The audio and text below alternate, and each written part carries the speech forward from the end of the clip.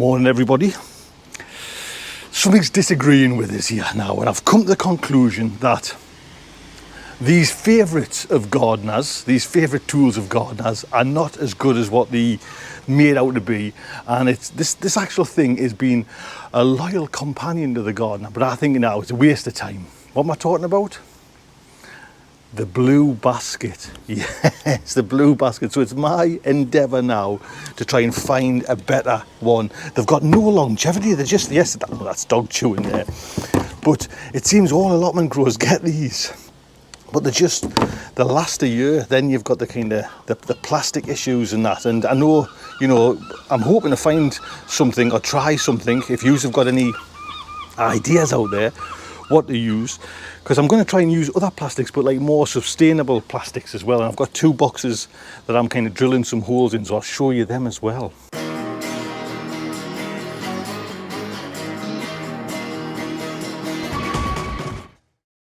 Normally it's a chew on anyways to kind of bring the veg down, but especially in this kind of the glut season, you're always looking, you go to the allotment, you go up there, and you're always kind of struggling to kind of find something.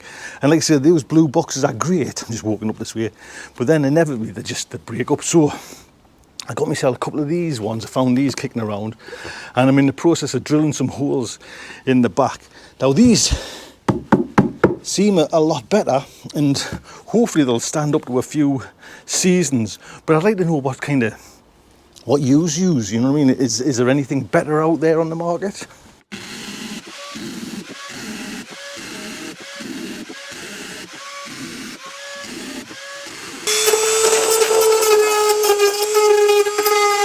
So I'm hoping I can do away with these and bring these up to the garden. And yes, I've had to kind of drill some holes, but I'm hoping they might last a few more years.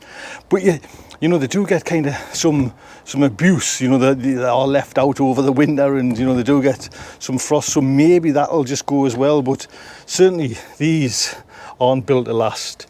So what do you use? Do you use anything different?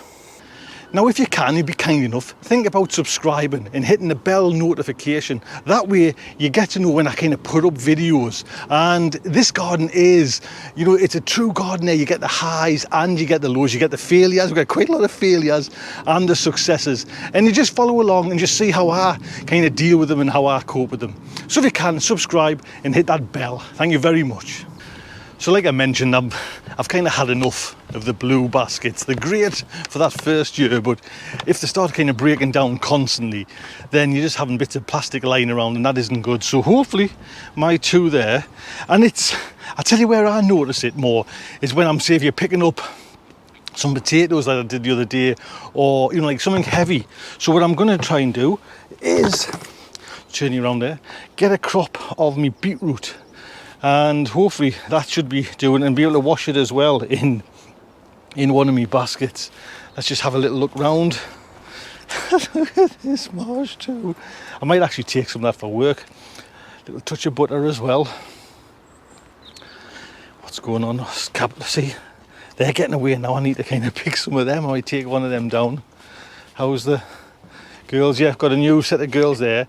I'm going to actually move everything now. I've had a big long think about the bees, but that's another story. That actually they're starting to bulb up as well now, which is nice. I'll just pop my head in there.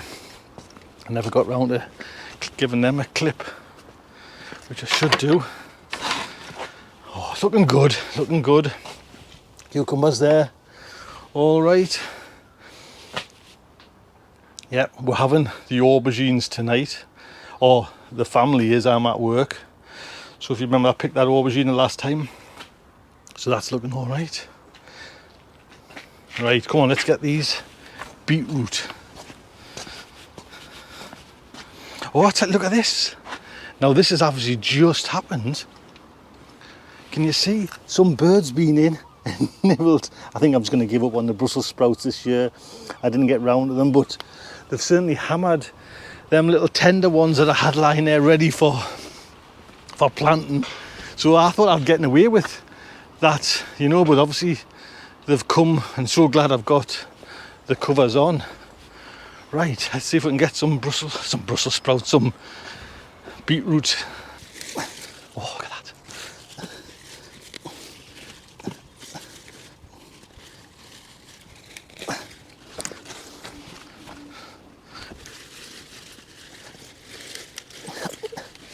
These were planted in that, you know, like the kind of multi-sown, the Charles Down method, and they've worked a treat, them.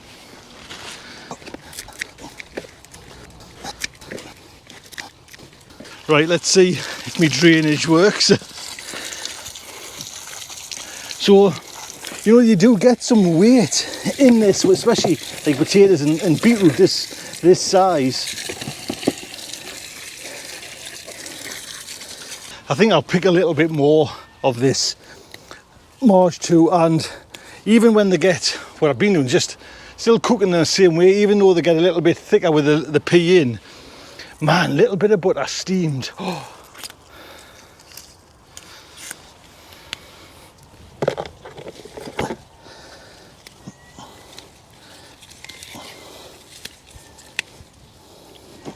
Here we go, you see. Oh, nice colour, nice contrasting colours that. So what, it's like whenever you pick it up by like one hand when you're carrying it around, or we do it, you know, for the video as. So I'm hoping that's a good idea. Shall I take a lettuce down as well? I think I will. Now you all know the secret about how to keep the lettuce nice and fresh, but I'm not going to do that today. I'm just going to pull the full lettuce. So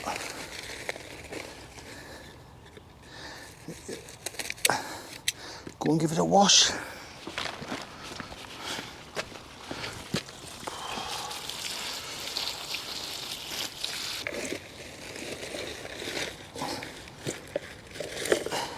While I've noticed as well, and to be honest, I'm not bothered. It would have been nice to have some, but they might come.